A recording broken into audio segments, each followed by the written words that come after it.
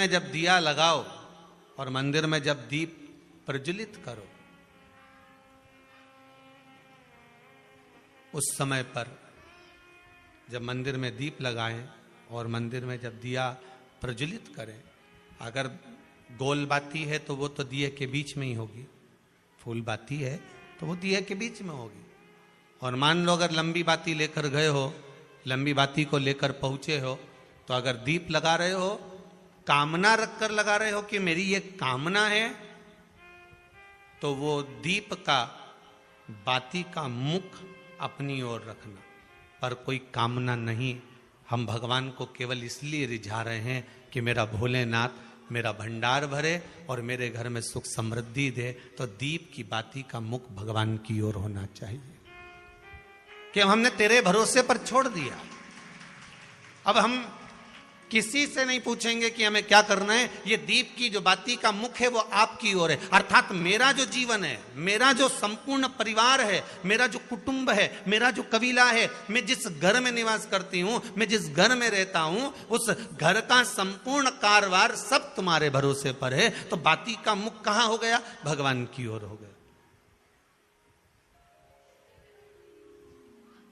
बाती का मुख फिर भगवान की ओर।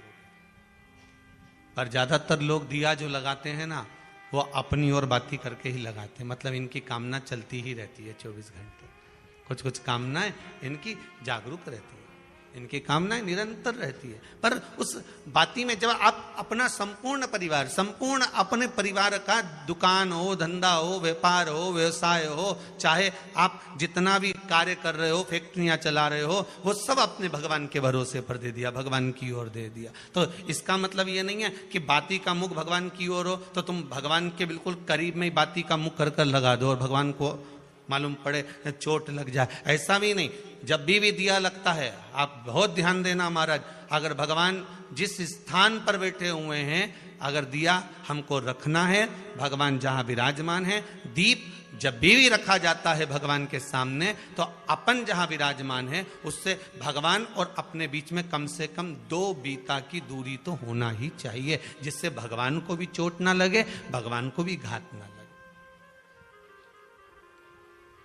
तुलसी महारानी को जो दिया लगाया जाता है वो तुलसा महारानी से दूर लगाना चाहिए। तुलसी के क्यारे में दीप लगाने का प्रमाण नहीं है कि तुम तुलसी के क्यारे के अंदर दिया लगाओ।